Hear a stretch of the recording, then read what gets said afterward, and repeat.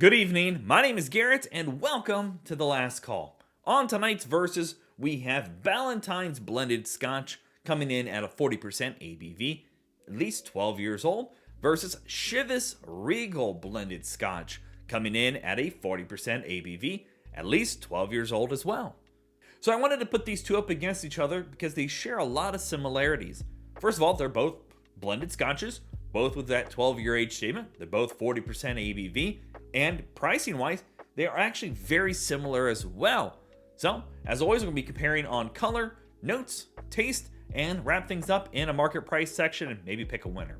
And as always, make sure you like the video, subscribe to the channel, hang around for a bit. If you're interested in the individual reviews over both these bottles, they'll be linked up above and down below, along with some other blended scotches that you could check out as well. But more recently, I actually did the Johnnie Walker Black versus the Chivas Regal, and I was really surprised on how well that Chivas held up. It's really, really surprising.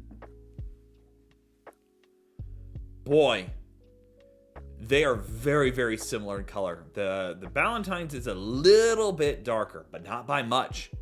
Very, very similar though. All right, let's start on notes of the Ballantines. Oh, it's fruity, beautiful ripe apples, a little tart in there as well, but it's got an underlying note of peatiness to it. It's not super strong, it's not like a deep earthy like an Isla or smoky, but it does have a bit of peat going on. No ABV, nothing harsh, no off notes. Little light bit of oak in there with some honey as well. It does have a little bit of that blended Scotch kind of funk to it. It's not super pungent in that, but it's there enough that you have to kind of notice it. But overall, honey sweet, very fruity. Again, for me, it's like a tart green apple. A light bit of peatiness in there.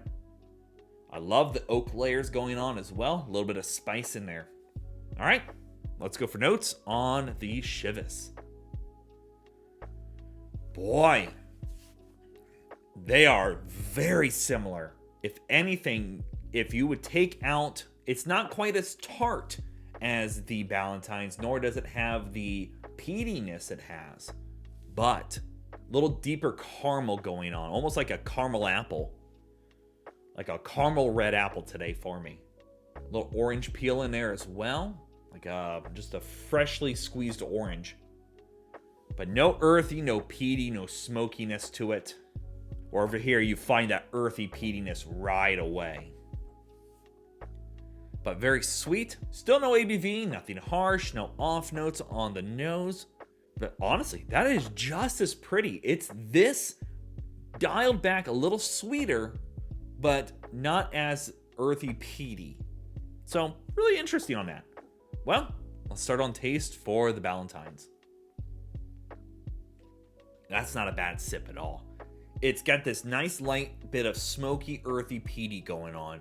Then it kind of delves into that thick honey sweetness in there, but almost like you dolloped it out and you let it dilute down in some water before you added your tea to it. Very sweet, inviting, and to be honest, it's got a really solid palate for 40%. It does drink a little thin, but again, that's kind of expected at this not only price range, but its proof point. But it's got a good little spice in there at the finish as well. That's really solid.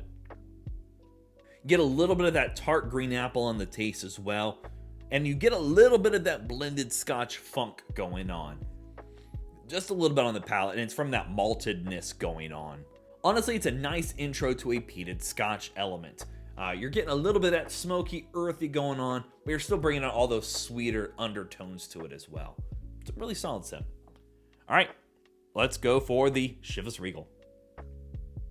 I'm going to have to go back on the nose here, man. They are very, very similar.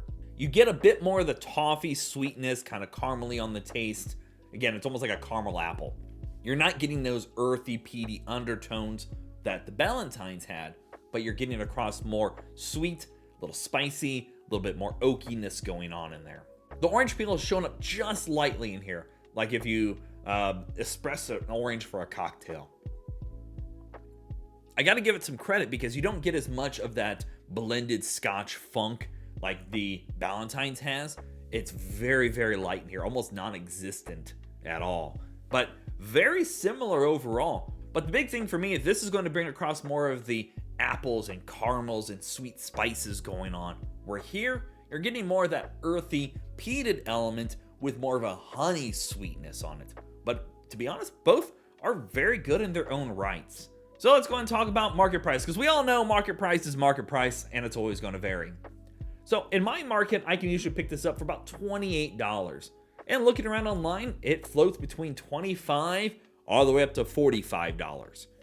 The Ballantines I really can't find in my market. However, when I picked this up, I paid right around $30-ish.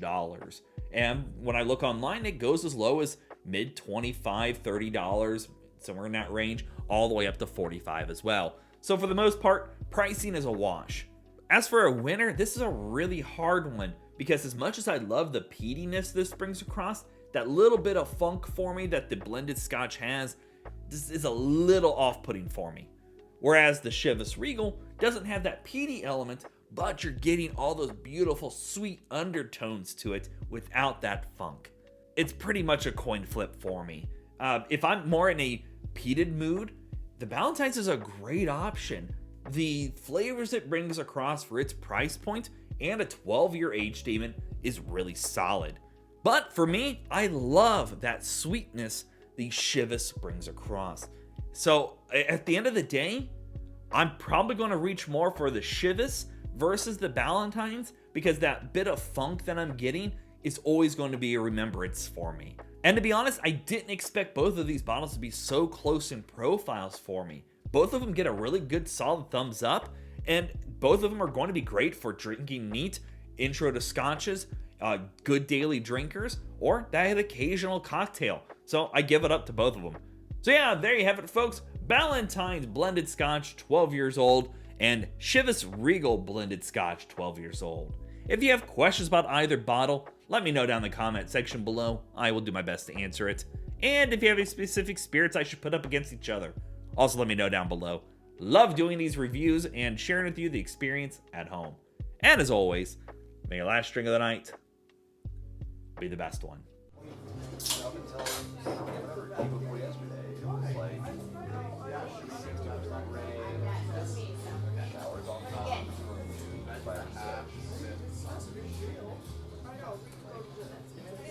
You know, I really like it. It might